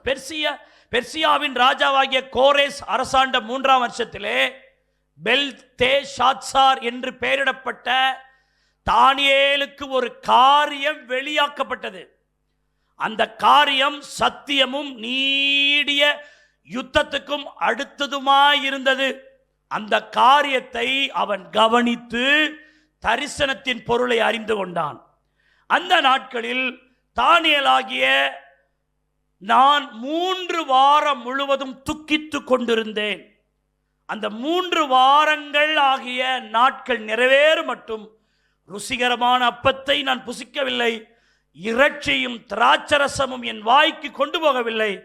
நான் பரிமள தைலத்தை என்ன செய்யல, 21 நாள் பிரேயர் பண்றார். ஒரு குறிப்பிட்ட காரியத்துக்காக, தேசங்களுக்காக, தேசத்தினுடைய மாற்றங்களுக்காக, ஆண்டவர் தனக்கு வெளிப்படுத்தின காரியங்களை குறித்து பாரப்பட்டு தேவனுடைய இருதயத்தை புரிந்து கொண்டு 3 வார காலம் ஆண்டவருடைய சமூகத்தில் ஜெபிக்கிற ஒரு தானியேலை பாருங்கள். பைபிள் ஸ்காலர் சொல்றாங்க, இந்த 21 நாள் ஜெபம் 3 வாரம் ஜெபிக்கிறாரே, அப்போதெல்லாம் தானியேலுக்கு 86 வயது இருந்தது என்பதாக பைபிள் ஸ்காலர் சொல்றாங்க. ஒரு வயது மிகுந்த காலத்தில் சாப்பிடாமல், புசிக்காமல், குடிக்காமல் ஆண்டவருடைய இருதயத்தின் பாரத்தை உணர்ந்து ஜெபிக்கிற ஒரு தானியேலை பார்க்கிறோம். நிறைய நேரம் எனக்கு பலவீனம், என்னால் ஜெபிக்க முடியல, எனக்கு டைம் இல்லைன்னு நிறைய காரியங்களை சொல்றோம். ஆனா தானியேலின் காரியம் ஏன் ஜெயமா இருக்குன்னா, எதுக்கெடுத்தாலும் அவன் அதற்கு ஜெபிக்கிறவனாய் இருந்தான். எந்த காரியமானாலும் அதை ஜெபிப்போம், ஆளை போய் பார்ப்போம், இங்க போய் கடன் கேட்போம், இங்க போய் இவரை பார்ப்போம் என்கிறவன் அல்ல. ஜெபிக்கிறவன் எந்த காரியமா இருந்தாலும் அதை ஜெபித்து ஜெயம் எடுக்கிற ஒருவன். அல்லேலூயா. பாருங்க, ஒரு நேரம் ஜெபம் பண்ணவே கூடாது என்கிற ஒரு சட்டம் வந்துச்சு. நம்ம ஊர்ல மதமாத்த சட்டம் மாதிரி 30 நாள் அளவு ராஜாவாகி உம்மை தவிர வேறு யாரையும் சேவிக்க கூடாது என்று சட்டம் வந்தது. தானியேல் 6:10 என்ன சொல்லுது பாருங்க. தானியேலோவென்றால் அந்த பத்திரத்துக்கு கையெழுத்து வைக்கப்பட்டது என்று அறிந்த போதிலும் தன் வீட்டுக்குள்ளே போய் தன் மேல் அறையிலே எருசலேமுக்கு நேராய் பலகணிகளை திறந்திருக்க அங்கே தான் முன்பு செய்து வந்தபடியே தினமும் 3 வேளையும் தன் தேவனுக்கு முன்பாக முழங்கால் படியிட்டு ஜெபம் பண்ணி ஸ்தோத்திரம் செலுத்தினான். பத்திரத்துக்கு கையெழுத்து வச்சாச்சு. ஜெபிச்சா சிங்ககவியில போட்டுருவாங்க, ஜெபிச்சா தண்டனை, ஜெபிச்சா உயிர் போயிடும், தோத்தரிக்கிறோம் அப்படின்னு சட்டம் வந்தா இந்த தானியேல் அதை பற்றியெல்லாம் கவலைப்படலை. சோத்தரிக்கிறோம். என் ஜெபமே ஜீவன் தான், ஜெபமே இல்லாட்டி வாழ முடியாது. தோத்திரம். ஜெபம் பண்ணா எனக்கு ஜீவன் உண்டுன்னு அவன் நம்பணும். தோத்திரம். அல்லேலூயா. அப்போ ஜெயம் பெறுவதற்கு வழி ஜெப வழிதான், வேற வழி இல்லை பிரதர். இன்றைக்கு இந்த செய்தியை கேட்கிற தேவ பிள்ளையே, நீ ஜெயம் பெற வேண்டுமா? ஜெயம் பெறுகிற ஒரே ஒரு வழி உண்டு, அது ஜெப வழி மட்டும்தான். அல்லேலூயா. ஜெபத்துல பிழை வந்துச்சு பிரதர் சிஸ்டர், ஆண்டவரோடு பேச ஜெபத்துல பிழை வந்துச்சு, வாழ்க்கையில பிழை, உபதேசத்துல பிழை, குடும்பத்துல பிழை, பிழைக்கு மேல பிழை. எந்த ஒரு விசுவாசி, எந்த ஒரு தேவனுடைய பிள்ளை பிரேயர்ல மிஸ்டேக் பண்றாங்களோ உங்க லைஃபே மிஸ்டேக் ஆயிடும். நீ எப்படியும் அதை ஓவர் கம் பண்ண முடியாது, நீ டேக் ஆன் பண்ண முடியாது. நீ ஜெபத்துல மட்டும் பிழை இல்லாம இருக்குமானா உன் வாழ்க்கை பிழை இல்லாம இருக்கும், உன் குடும்பம் பிழை இல்லாம இருக்கும், உன் பிள்ளைகள் பிழை இல்லாம இருப்பாங்க, பிழைப்பீர்கள். நீங்க ஜெபத்துல மட்டும் நீங்க கவனக்குறைவா இருந்துட போறீங்க. அதை பண்ண, இதை பண்ண, இதை செஞ்ச, அதை செஞ்சேன்னு சொல்லிவிட்டு ஜெபம் என்கிற ஒன்று இல்லை என்றால் உங்க வாழ்க்கை நல்லா இருக்காது. ஒரு பாஸ்டர்ஸ் மீட்டிங்கில் நான் பிரசங்கம் பண்ணுறதுக்கு போயிருந்தேன். அதில் ஒரு பாஸ்டர் நான் பிரசங்கம் பண்ணுறதுக்கு முன்னாடி ஒரு ஆலோசனையை சொன்னார். ஒரு கூட்டங்களை நடத்துறதுக்கு, படைமுயற்சி கூட்டம் நடத்துறதுக்கு 5 லட்சம் ரூபாய் செலவு பண்ணேன். ஊரெல்லாம் வேன்களை அனுப்பி அப்படியா பயங்கரமாக. இப்போ இல்லை, நான் சொல்கிறது ஒரு 20 வருஷத்துக்கு முன்னாடி, 20-25 வருஷத்துக்கு முன்னாடி. தோத்திரம். 20 வருஷத்துக்கு முன்னாடி இப்பெல்லாம் அந்த படைமுயற்சி கூட்டத்துக்கு எல்லாம் பண்ணி இதை செய்யணும், அதை பண்ணணும், இங்கேருந்து வேன் அனுப்பணும், அங்கேருந்து அதை பண்ணி, இதை என்னென்னமோ பண்ணி பிரம்மாண்டமான மேடைகளை போட்டால் மொதல் நாள் கூட்டத்தில் பேய ஆரம்பித்த மழை அந்த 3 நாள் கூட்டத்துலேயும் மழை என்ன செஞ்சுக்கிட்டே இருந்தது, பேஞ்சிக்கிட்டே இருந்த அந்த கூட்டம் ஒரு மாதிரி ஆயிடுச்சு. அதற்கு அவர் சொல்கிறாரு, நான் என்னென்னமோ செஞ்சேன், ஆனால் சரியாக என்ன பண்ணல உங்களுக்கே தெரிந்து பாருங்க. அதை பண்ண பயங்கரமாக அறிவுபூர்வமாக பயங்கரமான சிந்தனை பண்ணி இதை இங்கேருந்து கூட்டிகிட்டு வரணும், அதை கூட்டிட்டு வர மக்கள் வந்தாங்க. ஆனால் சோத்திரிக்கிறோம், கூட்டம் எப்படி இல்லை, ஒரு ஆசீர்வாதமாய் இல்லை, கத்தரங்க வராத மாதிரியே இருந்துச்சு. காரணம், நீ ஜெபம் பண்ணாமல் எத்தனை 1000 செலவு பண்ணாலும் சரிதான், என்ன பணம் நீ கையில் வச்சுதான் சரிதான், ஜெபிக்காதவனுக்கு ஜெயமே இல்லை. நம்புறவங்க கை தட்டி ஆண்டவரை ஸ்தோத்திரம் பண்ணுங்க. ஜெபம்தான். ஜெபிக்கிற தானியேலை பற்றி பைபிள் என்ன சொல்லுங்க? தானியேல் 6:4 சொல்லுது பாருங்க. அவன் மேல் சுமத்த யாதொரு குற்றமும் குறையும் காணப்படல. ஜெபிக்கிற ஆளை நீ குற்றமும் குறையும் காண முடியாது. ஜெபிக்கிற ஆளை பற்றி தானியேல் 6:22 சொல்லுகிறது, நான் நீதி கேடு செய்ததில்லை. ஜெபிக்கிற தானியேல் என்ன சொல்றான் பாருங்க அறிக்கை, நான் யாருக்கு நீதி கேடு செய்ததில்லை. ஜெபிக்கிறவனுடைய லைஃப் எப்படி இருக்கு பாருங்க. தானியேல் 6:23 அவன் தன் தேவன் பேரில் எப்படி இருந்தான், விசுவாசம். அதான் ஜெபிக்கிறவனுடைய அடையாளம். அவன் வேற விதத்தில் எங்கேயும் விசுவாசம் வைக்கல. நான் அடுத்து சொல்றேன், ஜெபிக்கிறவன் அவனை மாதிரி ஒரு தைரியம் யாருக்கு வராதுங்க.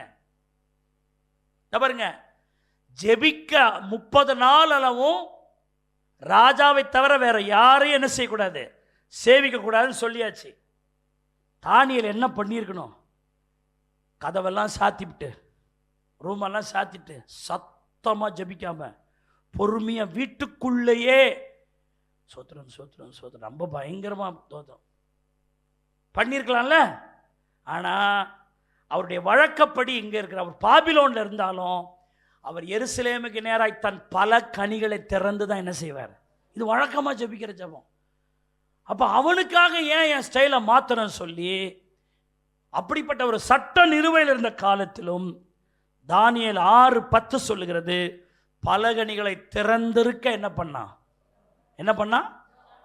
எம்மா தைரியம் பாருங்க, இது தைரியம் உள்ளவன் பண்ற வேலை. இது ஜெபிக்கிறவன் கோழையா இருக்கவே மாட்டான், அவன் தைரியமா இருப்பான். என்னை பலப்படுத்துகிற கிறிஸ்து இயேசுவினாலே எல்லாவற்றையும் செய்ய எனக்கு என்ன உண்டு? எல்லாம் உண்டு.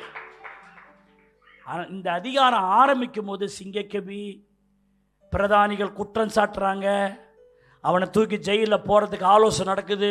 இந்த அதிகாரம் ஆரம்பிக்கும் போதெல்லாம் அப்படி வரும். ஆனால் இந்த 6ஆம் அதிகாரம் முடியும் போது ஒரு வார்த்தை சொல்லுது, தானியேலின் காரியமோ வென்றால் ஜெயமாய். கை தட்டி ஆண்டவரை ஸ்தோத்திரம் பண்ணுங்க.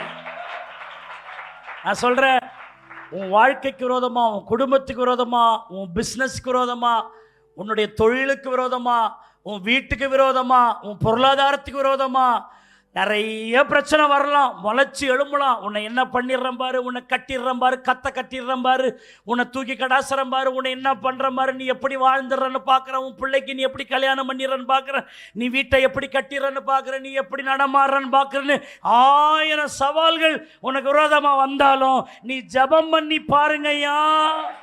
உங்களுக்கு ஜெயம் கொடுப்பதற்கு, உங்களுக்கு வெற்றியை கொடுப்பதற்கு, உங்களை கான்கரராய் மாற்றுவதற்கு, உங்களை ஓவர் கம்மராய் மாற்றுவதற்கு நீங்க பண்ற ஜெபம். ஹல்லேலூயா. தானியேலின் காரியமோ வென்றால் எப்படி இருந்ததுங்க? ஜெயமா இருந்தது. ஆமென்னு சொல்லுங்க. ஹல்லேலூயா. ஜெயம் கொள்ளுகிறவன் நான், ஜெயம் கொள்ளுகிறவன் நான். இந்த படுதல் தெரியல உனக்கு, அதுல கார்டு போடுங்க, மைக் எடுத்து. ஜீசஸ். ஹல்லேலூயா, ஹல்லேலூயா. நன்றி ஆண்டவரே. நம்ம எல்லாரும் அப்படியே எழுந்திருப்போம், சோத்திருக்கிறோம். இந்த பல்லவியை நம்ம ஏற்கனவே பாடியிருக்கிறோம். இந்த நாட்களில் ஜெயங்கொள்ளுகிறவனுடைய பேரை கர்த்தர் எங்க எழுதுறாருங்க? சோத்திருக்கிற ஜீவ புஸ்தகத்தில் கர்த்தர் எழுதுறாரு. ஆமென்னு சொல்லுங்க. ஹல்லேலூயா. நீங்க ஜெயிக்கணும், ஆண்டவர் உங்களை ஜெயிக்கணும். நீங்க கர்த்தருக்கு காத்திருக்கணும். நீங்க தேவ சமூகத்தில் நீங்க ஜெபிக்கணும். ஜெபிச்சா நீங்க தான் ஜெயம் கொள்றவங்க. உங்க பேரை கர்த்தர் ஜீவ புஸ்தகத்தில் எழுதுகிறார். அல்லேலூயா. நன்றியோடு உம்மை ஸ்தோத்திரிக்கிறோம் ஆண்டவரே. பாடுங்க. நான் ஜெயம் கொள்ளுகிறவன் நான். ஆமென். இயேசுவின் நாமத்தில் ஜெயம் கொள்ளுகிறவன் ஜெயித்திடுவேன் நான். ஜெயித்திடுவேன்.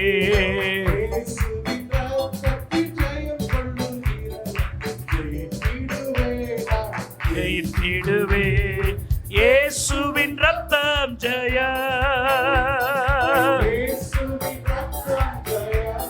சத்தத்தை உயர்த்தி ஆமென். க்ளோரி. ஸ்தோத்திர. சத்தத்தை உயர்த்தி ஆமென். இயேசுவின் ரத்தம் ஜெய. ஜெயம் கொள்ளுகிறவன்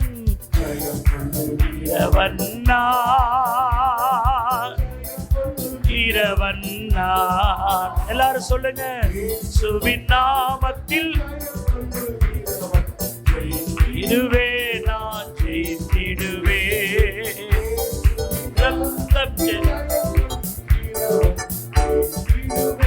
நான் ஜெயித்திடு. எல்லாரும்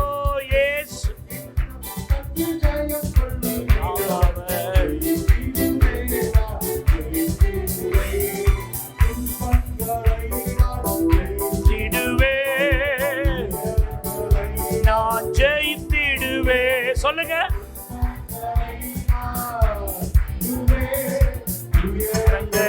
நான் இதுவே. ஓ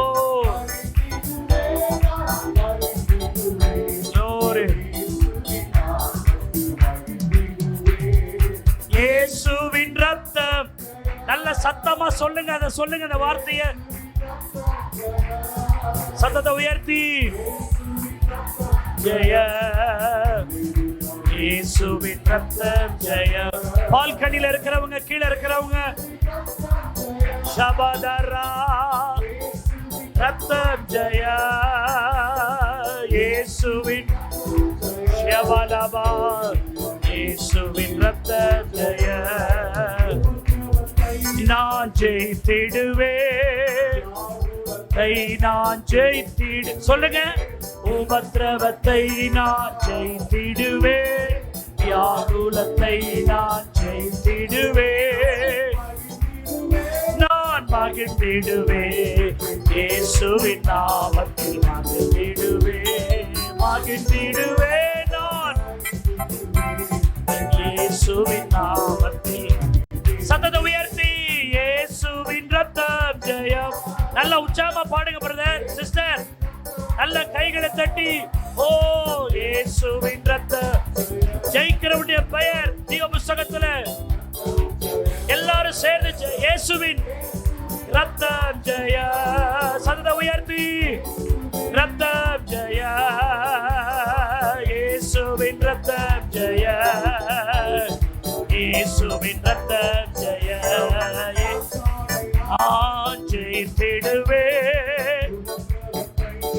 ஜெயித்திடுவே சாத்தானை நான் ஜெயித்திடுவே நான் ஜெயித்திடுவே நான் மகிழ்ந்திடுவே இயேசுவின் நாமத்தில் மகிழ்ந்திடுவே மகிழ்ந்திடுவே மகிழ்ந்திடுவே இயேசுவின் ஓ சத உயர்த்தே இயேசுவின் ரத்தம் ஜெய.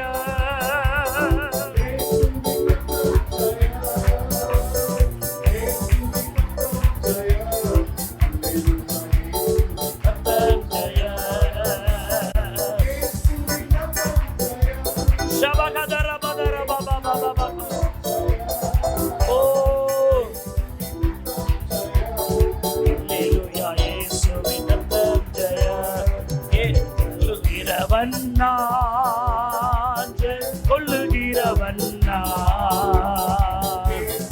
நாமத்தில் ஜெயம் கொள்ளுகிறவன் இதுவே நான் ஜெயித்திடுவே கொள்ளுகிறவன் திடுவே நான் இயேசுவின் ரத்தம் ஜெயம். ரபா தரா தரா பஷபா பாபா ஆயில அந்த வார்த்தையை அறிக்கை பண்ணுங்க. இயேசுவின் ரத்தம் ஜெய இயேசுவின் ரத்தம் ஜெய ஜெயம் ஜெயம் இயேசுவின் எல்லாவற்றையும் ஜெயிப்பே இயேசுவின் ரத்தம் ஜெய இயேசுவின் இயேசுவின் ரத்தம் மறுபடியும் இயேசுவின் ரத்தம் ஜெய இயேசுவின் glory இயேசுவின் ரத்தம் ஜெய அல்லேலூயா இயேசுவின் ரத்தம் ஜெய இயேசுவின் ரத்தம் ஜெய இயேசுவின் ரத்தம் ஜெய ஹல்லேலூயா ஜெய அல்லேலூயா இயேசுவின் ரத்தம் ஜெயம் கொள்ளுகிறவன் நான்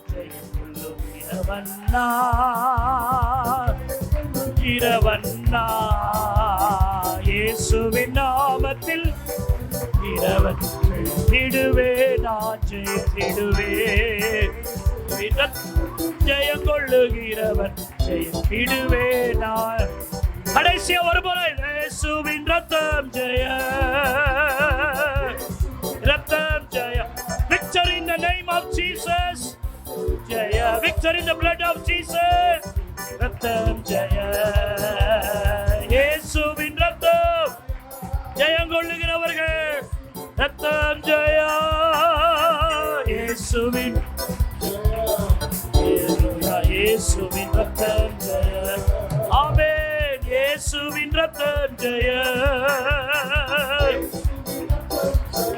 ஹல்லேலூயா ரத்தம் ஜெய அல்லேலூயா இயேசுவின் ரத்தம் ஜெய.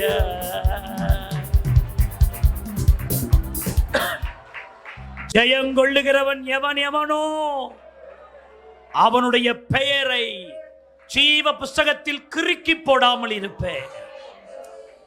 ஜெயம் கொள்ளுகிறவர்கள் இயேசு உங்களை ஜெயிக்கணும்னு நீ யார் ஒப்பு கொடுக்கிறாங்களோ அவங்க ஜெயம் கொள்றவங்க. கர்த்தர் ஒன்றை செய்வார்னு காத்திருக்கிறவங்க ஜெயம் எடுப்பாங்க. ஜெபிக்கிறவங்க ஜெயம் எடுப்பாங்க. இப்படிப்பட்ட ஜெயத்தை சுதந்திரிக்கிறவளாய் கர்த்தர் நம்மை மாற்றும்படி எல்லா கைகளை தட்டி ஆண்டவரை நல்ல ஸ்தோத்திரம் பண்ணுவோம்.